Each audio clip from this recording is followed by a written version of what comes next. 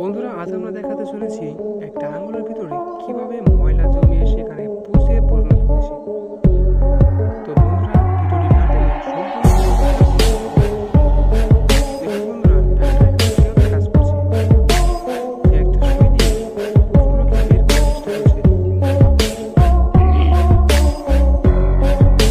দেখুন guys, কিছুক্ষণের মধ্যে হয়তো এটা কাজ করবে।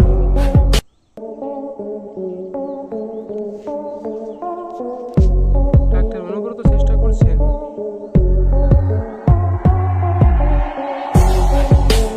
এভাবে আমরা বুঝি না এভাবে কেমন কেমন করে এর মধ্যে পুষ্টি জমা হয়। আসলে guys, এখানে ভীষণভাবে কোনো কিছু করার নেই, ঠিক আছে?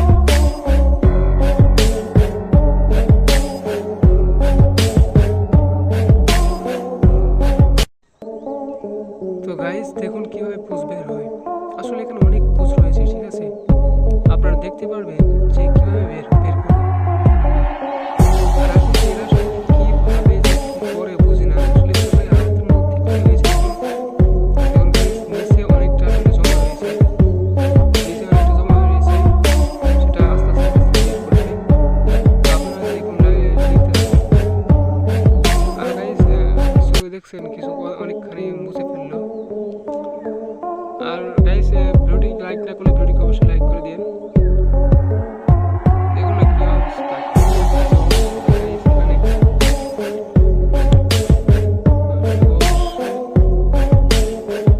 দেখুন গাইস, দেখুন কি বের হচ্ছে গাইস।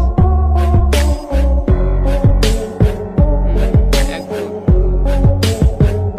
মানে আল্লাহ জানে যে ডান হাতে না বাম হাতে আছে বিষয়টা। মেবি বাম হাতে হয়তো হতে পারে, কারণ ডান হাতে খাওয়ার হাতে এভাবে যদি ইনজেকশন করে তাহলে অনেকটাই আসলে লজ্জাজনক। তো যাই হোক, আপনারা দেখতে পাচ্ছেন কিছু বের করলো ডাক্তার। এখন সেখানে মুছে নিয়ে আবার চেষ্টা করবে। আর অনেক পুষ রয়েছে ভিতরে, দেখুন আরো অনেক পুষ রয়েছে।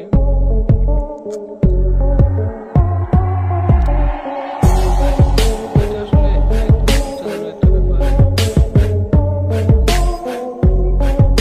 দেখতেই পাচ্ছেন গাইস, আরো বের হচ্ছে। একদম টেনশনের বিষয়। তো গাইস, আসলে খাওয়ার সময় এই জিনিসটা দেখলে আসলে তার অবস্থা খুবই খারাপ হয়ে যাবে। তো আশা করি সবাই ভিতরে আরো অনেক আছে, অনেক সবগুলোকে বের করে ট্রাই করছে ডাক্তার। দেখতে পাচ্ছেন অনেক পরিমাণ রয়েছে, অনেক। গাইস, বিষয়টা আসলে পুরোটা একদম একদম একদম ডেঞ্জারাস টাইপের ব্যাপার, ডেঞ্জারাস বিষয়। তো আশা করি এটা দেখতে পাচ্ছেন। তো গাইস, কথা না বলতে বাড়িয়ে ভিডিওটি বন্ধ হয়ে যায়।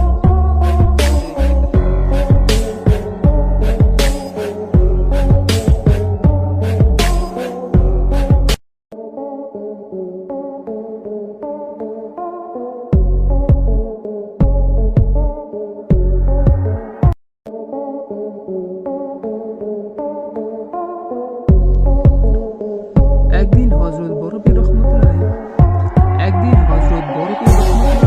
বেড়াতে বেড়াতে একটি নদীর কিনারায় এসে পৌঁছালেন। এরই মধ্যে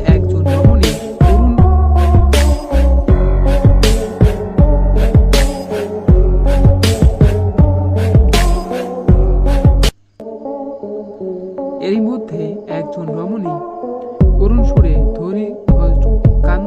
কান্নার ধ্বনি হযরত বরপীর রহমতুল্লাহ কানে এসে পৌঁছাল।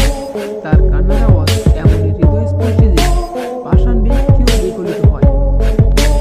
মহিলার কান্না হযরত আবুল কাদের জিলানী রহমতুল্লাহ আলাইহির অন্তর বিদীর্ণ হয়ে গেল। তাই তিনি নদীর ঘাটে উপস্থিত হয়ে মহিলার কান্নার কারণ জানতে চাইলেন।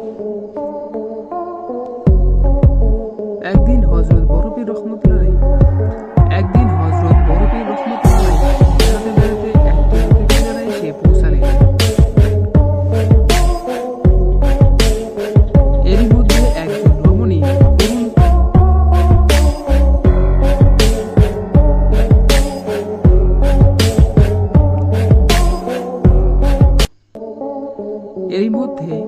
রমণী করুণ সুরে কান্নার ধ্বনি হযরত বড়পীর রহমতুল্লাহ কানে এসে পৌঁছালো। তার কান্নার আওয়াজ এমন হৃদয়স্পর্শী যে আসাম ব্যক্তিও বিগলিত হয়। মহিলার কান্না হযরত আব্দুল কাদের জিলানী রহমতুল্লাহ আলাইহির অন্তর বিদীর্ণ হয়ে গেল। তাই তিনি নদীর ঘাটে উপস্থিত হয়ে মহিলার কান্নার কারণ জানতে চাইলেন। একদিন হযরত বড়পীর রহমতুল্লাহ বেড়াতে বেড়াতে একটি নদীর কিনারায় এসে পৌঁছালেন। এরই মধ্যে